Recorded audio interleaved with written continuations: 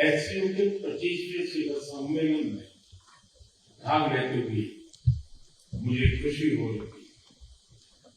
हमारे शानदार स्वागत और आतिथ्य सत्कार के लिए मैं राष्ट्रपति श्री का हार्दिक आभार व्यक्त करता हूँ। आज उज्बेकिस्तान का इंडिपेंडेंस डे, कल किर्गिस्तान का राष्ट्रीय दिवस था। इस अवसर पर मैं दोनों लीडर्स को बधाई और शुभकामनाएं देता हूं। एक्सेलेंसी, पिछले 24 वर्षों में एचसीओ का पूरे यूरेशिया क्षेत्र की एक्सटेंडेड फैमिली को जोड़ने में बहुत महत्वपूर्ण योगदान रहा। भारत ने एक सक्रिय सदस्य के रूप में हमेशा कंस्ट्रक्टिव और सकारात्मक भूमिका निभाई है। एचसीओ को लेकर भारत की सोच और नीति 3 मुख्य स्तंभों पर आधारित है। एससीओ, एस सिक्योरिटी, सी कनेक्टिविटी, ओ अपॉर्चुनिटी। पहले स्तंभ एस यानी सिक्योरिटी के संदर्भ में मैं कहना चाहता हूं कि सुरक्षा, शांति और स्थिरता किसी भी देश के विकास का आधार है। किंतु इस मार्ग में आतंकवाद, अलगाववाद और अतिवाद बड़ी चुनौतियां हैं।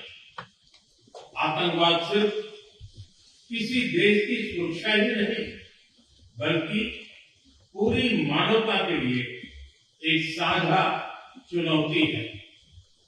कोई देश, कोई समाज, कोई नागरिक अपने आप को इससे सुरक्षित नहीं समझ सकता। इसलिए आतंकवाद से लड़ाई में भारत ने एकजुटता पर बल दिया। इसमें एचसीओ रेड्स की बहुत महत्वपूर्ण भूमिका रही। इस वर्ष भारत ने जॉइंट इंफॉर्मेशन ऑपरेशन को लीड करते हुए अल कायदा और इससे जुड़े आतंकी संगठनों से लड़ने का इनिशिएटिव किया। हमने रेडिकलाइजेशन के विरुद्ध समन्वय बढ़ाने और मिलकर कदम उठाने का भी प्रस्ताव रखा। टेरर फाइनेंसिंग के खिलाफ आवाज उठाई। इसमें मिले समर्थन के लिए मैं आभार व्यक्त करता हूं। एक्सेलेंसी, भारत पिछले 4 दशकों से निर्मम आतंकवाद का दंश झेल रहा है। कितनी ही माताओं ने अपने बच्चे खोए और कितने बच्चे अनाथ हुए। हाल ही में हमने पहलगाम में टेररिज्म का बहुत ही घिनौना रूप देखा। इस दुख की घड़ी में जो मित्र देश हमारे साथ खड़े रहे, मैं उनका आभार व्यक्त करता हूं। यह हमला केवल भारत की अंतरात्मा पर ही आघात नहीं था, यह मानवता में विश्वास रखने वाले हर देश, हर व्यक्ति को खुली चुनौती थी। ऐसे में प्रश्न उठना स्वाभाविक है, क्या कुछ देशों द्वारा आतंकवाद का खुलेआम समर्थन हमें स्वीकार्य हो सकता है? एक्सेलेंसी, हमें स्पष्ट रूप से और एक स्वर में कहना होगा कि आतंकवाद पर कोई भी डबल स्टैंडर्ड स्वीकार्य नहीं हुई। हमें मिलकर आतंकवाद का हर रंग में, हर रूप में विरोध करना होगा।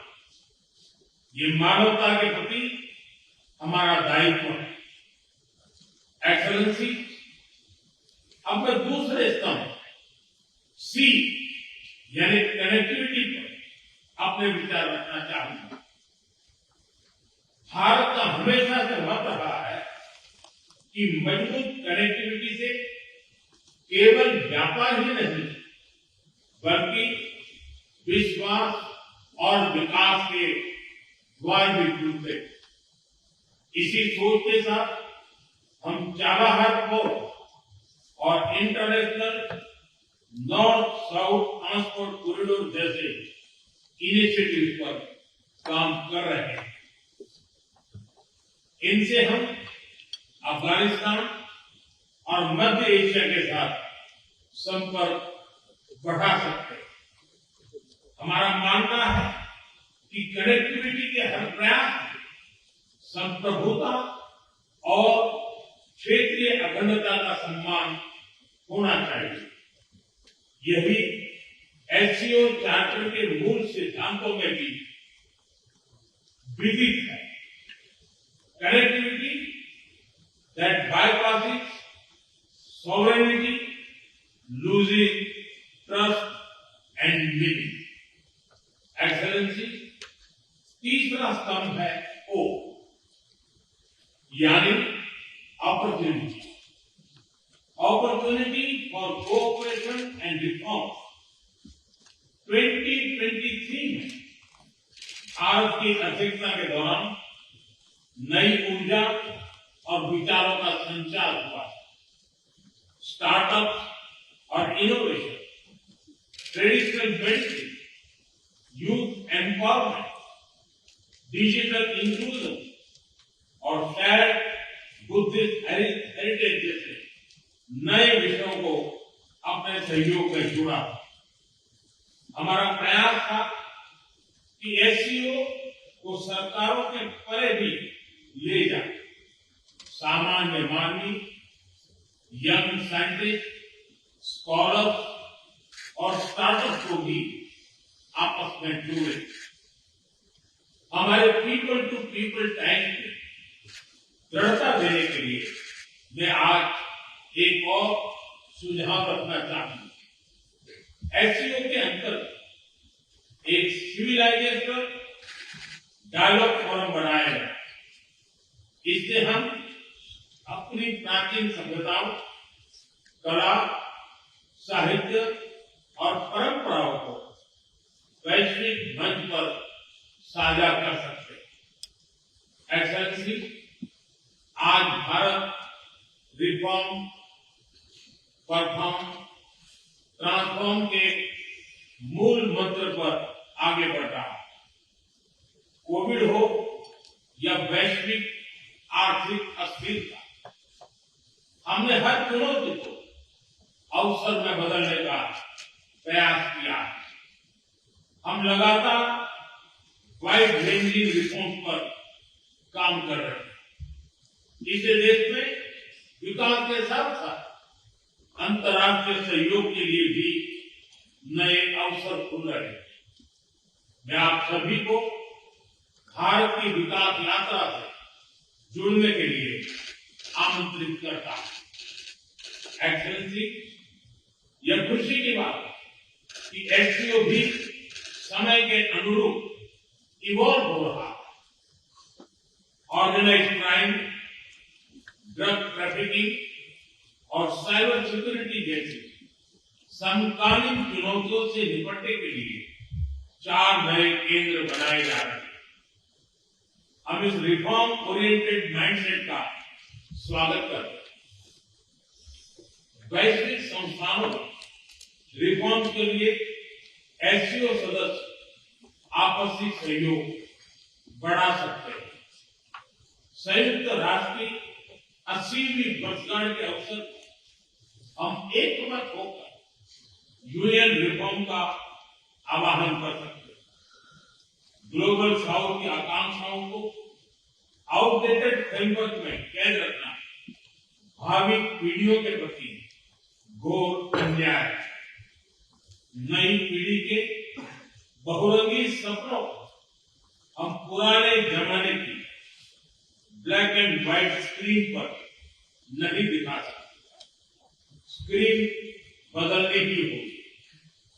एचसीओ मल्टीलेटरलिज्म और इंक्लूसिव वर्ल्ड ऑर्डर का मार्गदर्शक बन सकता है। मुझे खुशी है कि इस महत्वपूर्ण विषय पर आज एक स्टेटमेंट जारी किया जा रहा है। एक्सेलेंसी, हम सभी पार्टनर्स के साथ समन्वय और सहयोग के साथ आगे बढ़ रहे हैं। मैं एचसीओ के अगले अध्यक्ष किर्गिस्तान के राष्ट्रपति और मेरे मित्र प्रेसिडेंट जपारोव को शुभकामनाएं देता हूं। बहुत बहुत धन्यवाद।